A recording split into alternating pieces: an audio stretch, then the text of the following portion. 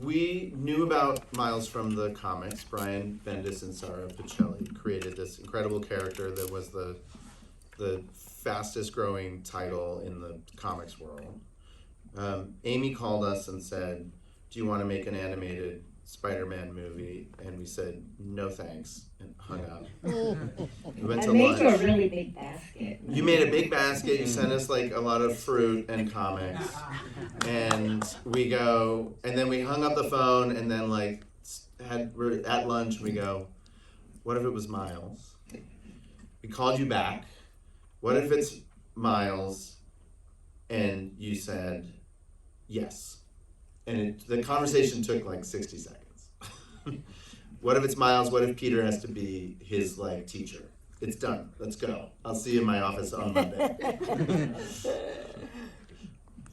is true. Yeah, we're two movies in. They also, Yes. Chris and Phil also said it has to be Miles. They didn't say what if it's Miles. They said it has to be Miles, and it has to take place in the Spider-Verse. That was your best idea too. Yeah, I guess it was trying to justify how we could get like a grown man, Peter Parker, into the movie. And then the opportunity was, the second call was to Justin Thompson, one of the directors of this film, to say, do you want to make a movie that looks like it was drawn by 6 different comic book artists, and it looks like half of it is Bill Sienkiewicz, and Bill Sienkiewicz's character will be talking to like Brian Stelfree's character will be talking to like a Steve Ditko drawing, and it will look like a riot on the screen. And he was like, no way, we can't pull that off, and hung up on me. And now he's 7 years into this project. But Avi, you've been making Spider-Man movies since the dawn of time. How long have you been making Spider-Man movies? You're the steward. You're the shepherd. I the can't remember protector. the year we started. So long ago. In the 90s, for sure. And it was an interesting journey because no one wanted to do Spider-Man. It was like, what, Spider-Man? No studio, no one. And one day I have a meeting in Sony, and there's this crazy girl in black curls and a black dress and black boots, and I said, that's my girl. and I said, you have to do it. Come on, you have to do it. And John Carley was sitting there staring at us because he did, what's his name? The other guy. The rich guy lost his father. Batman. Oh, right, the rich guy. That is a perfect That's how we used to description of combat Batman. that. He said Spider-Man had an emotional life and so many issues. He lost his father, but he's a billionaire. What's his problem? But Carly, he was the father of Batman. So it was like that, and we started to discuss it. And Amy looks at me and she says, I am the how did you say, girl? You said, I'm the girl who does the girl movies. Oh, that's what everybody used to say. I only knew how to make chick flicks. Exactly. So she said, Which wasn't true then or now. So she said, you have to turn me into this comic crazy thing. And 4 months later, she got an A. So Christina, you had been at DreamWorks for 12 years, and you made your first foray with the first Spider-Man I did. multiverse movie, right? I did. I'd been at DreamWorks and I was finishing off a project with Guillermo del Toro. We did a project called Troll Hunters at Netflix, which was a TV series. And Christine Belson, who is the head of Sony Animation, called me and she said, would you ever be interested in coming over and getting involved in the Spider-Verse movies with this amazing team? And I felt like I won the lottery. It was literally my dream. Amy, I've always was dying to work with. Avi is a legend, and Phil and Chris just make the most amazing movies that Lego Movie was everything to me, and all the Cloudy movies and the Jump Street, so it was a dream come true. So we were talking about this outside. I mean, a movie like this is, you know, extraordinarily complicated to pull off. It's not easy. Can you give us a sense of what level of complexity you found yourself dealing with? I mean, this is definitely the most intense, complicated movie I've ever worked on. We had a crew on the second one of up to 1,000 people as we were making in the animation process. Phil and Chris, Amy, Avi, I mean, everybody is so brilliant, and you have all these ideas, and I feel like it was my job to make sure that every single one of them got to be tried out, got to be tested, was able to be made. And it's sort of like, it's like kind of putting together an all-star basketball team. Like, you get the best person in every department, editing, production design. These guys as writers, directors are all incredible, producers, and we put them all together, and it's my job to make sure that they have everything at their feet to make it so that everything they imagine can be possible. So, how do you work together at the script stage? Amy, Phil, you know, how do you do that? Phil does it. That's how we do it. Phil geniusly, with Dave Callahan and Chris, writes a script and then usually gives us something that's about 250 pages. And we all go, oh, right. So this must have been a weird thing to read, is what I'm trying to ask. It was at the not. beginning. It was beautiful. It was beautiful. It We was had- incredible. There's, those of you know Phil. Phil is quite a writer. And I remember when Avi and I got the first script, which was also 250 pages. And we just like called each other up and we were moved to tears. And I'll tell you one reason. One of the things that Chris and Phil do when they make movies is they hope that when you walk out of the theater, you're going to be inspired to be a better person. And they actually believe that, and they actually try to do that, and they actually put it in the script. So you know what you're supposed to feel. And it is very inspiring for producers to work with people that are so gifted and try so hard to do things that are enormously complicated, enormously bold, and enormously emotional. And so, I don't know. It's a gift. It's a gift, really. The reason we work so hard on these, everybody, is we are trying to help the audience imagine goodness. And it takes an incredible amount of human capital to do that. And it takes years and years of people's lives.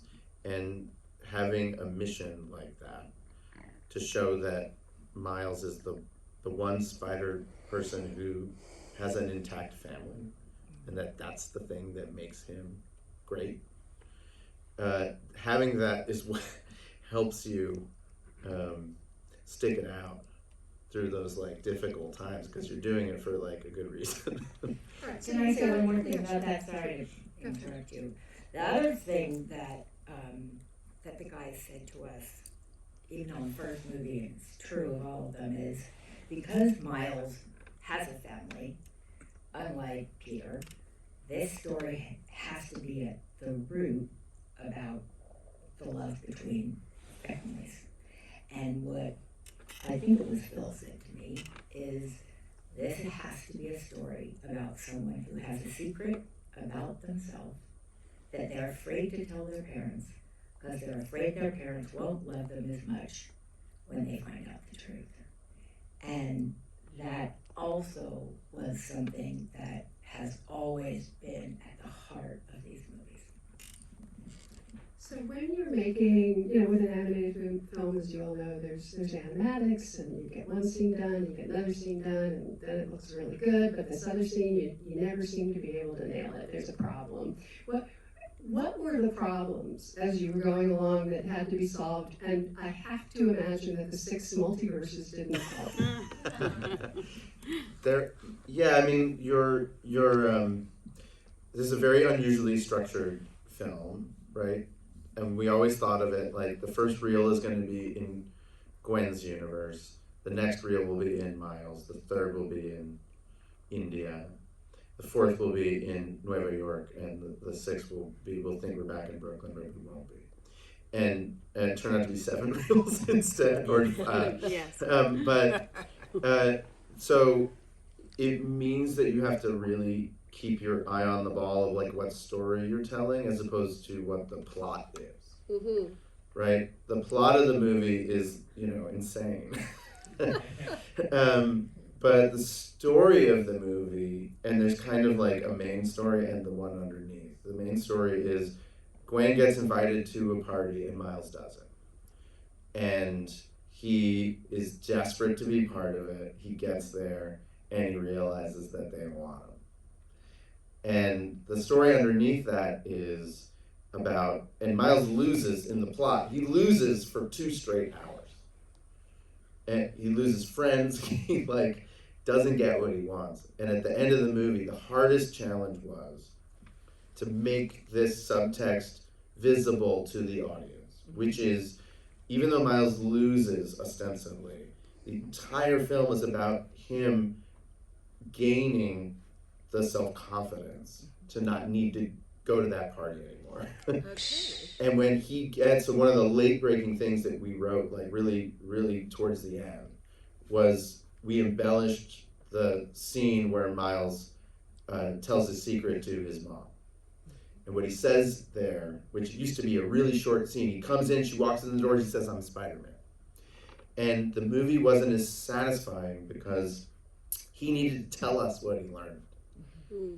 And so he, we stayed, the editor and I stayed up all night cutting dialogue because we wrote 50 versions of this. We just recorded them all because we didn't have time. And the magic words were, I was afraid you wouldn't love me the same. And then I went out there and now I'm not afraid of anything. And that tells you this whole crazy thing on a train, all that stuff, it comes down to learning the strength to grow up and represent yourself the way you are, fearlessly. So one of the things with animation is that you can keep fiddling with it Forever. How is that an issue? How can that be a Well, it challenge? takes 5 years and 1,000 people to make these movies. And if you're working with people who are perfectionists, which I think is probably everybody up here, the thing about animation is you can keep telling the story and telling the story and changing the story and telling the story. And you can until you get it right. And that makes it harder to finish and be done and think that you've got it, because once you've got it, then Phil calls and says, "We don't have it." And we have to go back and do it again. And I think, though, what we're fortunate with is that everybody knew when it was right, and it's worth it because we know what's going to come when we get it right, and everyone believes in Chris and Phil in this iterative process, so we're able to do it. Who would have thought that you would have not only do as well as the first one, but way Twice. exceeded. We did twice. But the first one did, just in case you didn't know. That's extraordinary. So we were talking about this outside, and I want to bring this up again. The idea that and we could get into more specific production things. I am very interested, especially in the watercolor world. My favorite shot in the whole movie is when the world is crying. Isn't that such a amazing? great thing. And I don't know how you come up with that, so you could tell me a little bit about how you came up with that sort of emotion equals color idea. Well, the opportunity with these movies, with any cinematic experience, is we get to see the world through someone else's eyes.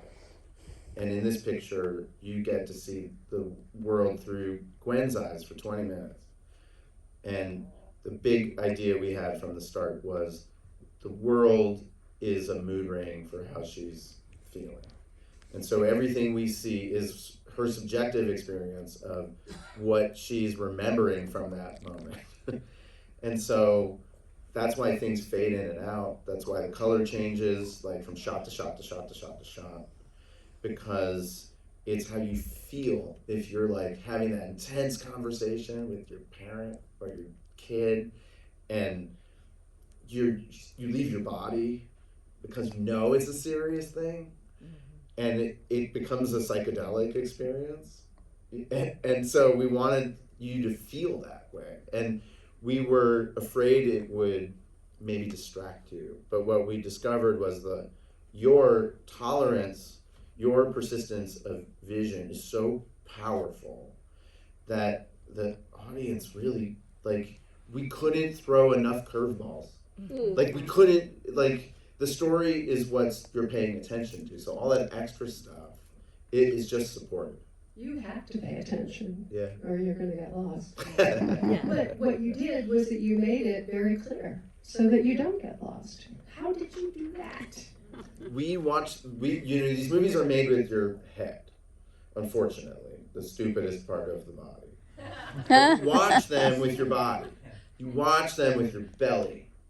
And your mirror neurons, and you're looking at one another, and so when we work on the movie, we write it down, we use our dumb frontal lobes, and then we sit back and we watch it. And when we're at our best, we're sitting in a theater with you guys and watching it and feeling what my visceral response is to the picture. And then we take notes and we revise it based on that. So if we don't get it, like, Who's in the room? We have audience previews, I mean, and it's so who isn't? amazing. Who yeah, isn't in like, the room? You know, but so much of these films are made in black boxes, in reviews where you're looking at shots. A lot of it is made in the edit, where we're all sitting there, staring at the back of Mike Andrews' incredible picture editor, back of his head.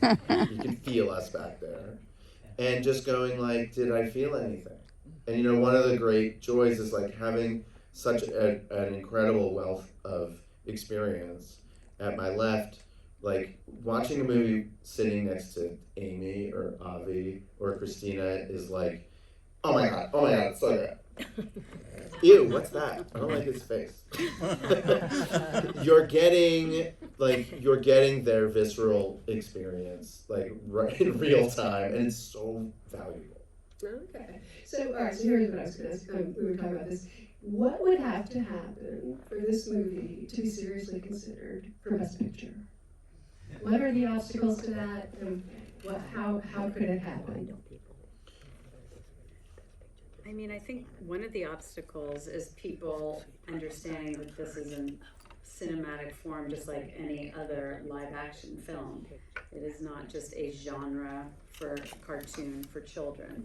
And I think that's something that we always battle, is that we have incredible levels of talent. We have our cinematographers, our editors, they use the same tools as the live action crew members, and we just need to be taken seriously as a real art form. We have actors. Why would there be obstacles? Yeah. Right. It has, and I'm picking on our movie, but there's a bunch of, lots of animated movies that satisfy this. It's good old Hollywood epic. It's a hit. It's like nothing you've ever seen. It's wonderful. I hate to advocate for myself, but and it travels. It has cultural relevancy, and it makes. What are the purpose of these awards? To remind people how fun it is to go to the movies. You walk out and you tell your friend you have to see it. So to me, that's no different than all the other movies that you think about when you think about the best pictures of the year. I have to say, after many years of animations and live action, that the way one judges a movie, think of the Academy, they're short movie, they're short animated movie, and this thing get the accolades they deserve more or less. it's how do you feel when you see the movie? It doesn't matter if it's live action, animation. How do you see the colors? How do you see the motion? The actors we have in this movie are amazing, and the time that you work with these actors, because it's animation, it's better managed than having to travel all the live action stuff around. So we really believe that what made this movie, the reason you're all here, is that it was special, it was unique, and it doesn't matter what it was made. If you could have made it from asparagus, who cares? It's like how did it feel to sit there and see the relationships and see a young man that basically has normal life. All our superheroes had terrible life. They started in absolutely behind the 8 ball, and this guy, he was happy where he was. You loved the wood, you loved this. And then you put into it the thing that always threw up our lives, the emotional relationships with your neighborhood, with your cousins, with your parents, with all these things. And to see this kid growing into this, I hate to say this word, but a hero. and a visionary. And that's what makes a great movie. That's because you can relate to it. You can look inside yourself. You watch young kids looking at it, and it's not probably just the ability to fly. That was the beginning of the Marvel journey. It's the ability to feel. And love your family. I mean, how unusual this thing is, love your family. So that was what this amazing team here accomplished. It's a real life thing done in, yes, psychedelics and